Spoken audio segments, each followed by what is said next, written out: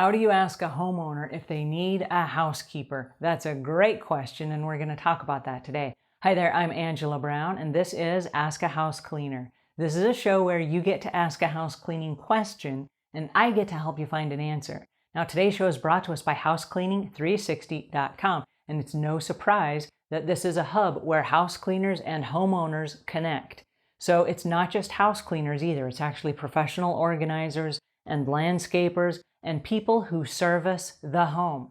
So there's a homeowner, he's got a house with lots of responsibility, and he has a business, and he's super busy, and he's like, help, I can't do my own grocery shopping, and I can't mow my own yard, and I don't have time to clean my house, and I need some help. So he goes to housecleaning360.com and he types in whatever it is he's looking for: a house painter, a pest control, HVAC, somebody to fix his heating and air conditioning, a house cleaner, whatever. They look for people they need that come help them at their house. housecleaning360.com. All right, here's the question from our house cleaner. How do I ask a homeowner if they need a housekeeper?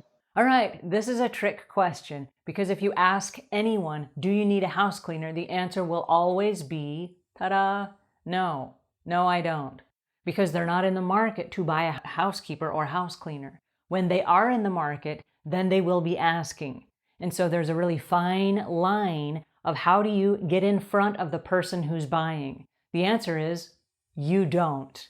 Because how do you know when someone's buying? So if you wait until that moment where someone says, hey, I need a house cleaner, you're already a day late and $1 short because they've probably already gone online and they've probably already called someone and they probably already have some bids set up where somebody's going to come to their house and give them a free estimate. And so what happens is if you let people know that you clean houses and you let them know again and again and again, this is called marketing. And you cannot be in business unless you market. I know there are a lot of house cleaners that think that they can just show up and clean houses and by referral only, they will work.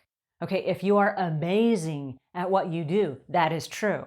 But there's also this underlying current of marketing that goes on. There are things as a business owner you have to do every single day to keep your brand out in the market so that when somebody is ready to hire you, they can then jump on the phone or jump on the internet, find you on House Cleaning 360 and close the deal.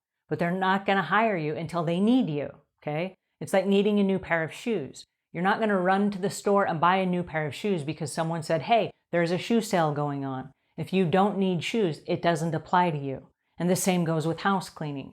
And so there's no way you're going to know when people need your service. But if you run a flyer and then in the same neighborhood, a few months later, you run another flyer. And then a few months later, in the same neighborhood, you run another flyer. These people have a few versions of your flyer and they will hire you when they are ready. Okay? A lot of times people will use things like Nextdoor.com where they say, I'm searching for a house cleaner. And then the neighbors that have hired you, that are happy with your work, they will jump on and go, oh, you should choose my house cleaner. So the neighbor is recommending you. The neighbor is doing the heavy lifting. It's not you going, hi, I'm Angela, and I'm hoping that you need a house cleaner. They're going to go, no, I don't. So people are not asking someone and just saying, hey, do you need a house cleaner? The answer is always no. A better question is, who do you know who? And then get very specific. I know a house cleaning woman and she specializes in moms with new babies. And so she says, who do you know that's pregnant or has new babies? And they're like, oh, 2 of my neighbors.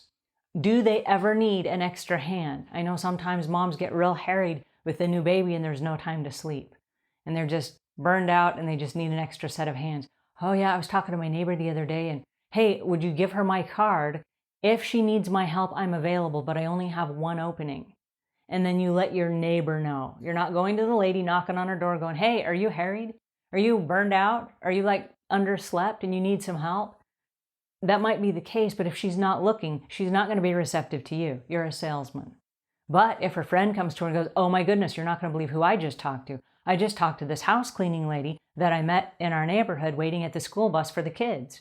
And she said she has one opening and she specializes in moms with new babies. And the lady will go like, well, that sounds like me. I need her help. Do you have her card? I do. Here it is. And it's an organic conversation that happens between your neighbors that work that are in the neighborhoods where you work, and not you. This is not you going door to door going, "Hi, do you need a house cleaner?" And I've known house cleaners that have been successful at that. But if you do go knocking door to door, you better very well be prepared for the no soliciting signs. And you might, some people may slam the door in your face, but you're going to get really, really good at selling. Because in order to prevent doors from getting slammed in your face, you got to have some kind of amazing sales pitch. So if you're not great at selling, and if you're not good at asking questions, ask everybody you know, hey, who do you know who has new babies? Or whatever the area is that you specialize in. And my recommendation is that you do niche down and you do specialize. Because if you just have general house cleaning, that's like general anything. Hey, do you need to go to the store? Well, for what? You see? You don't just go to the store to go to the store. You go to the store because there's something specific you need. You ran out of milk. So when you go to the store, you're looking for milk. It's not, I'm just going to go wander around the store and see if something pops up. That's not how people buy.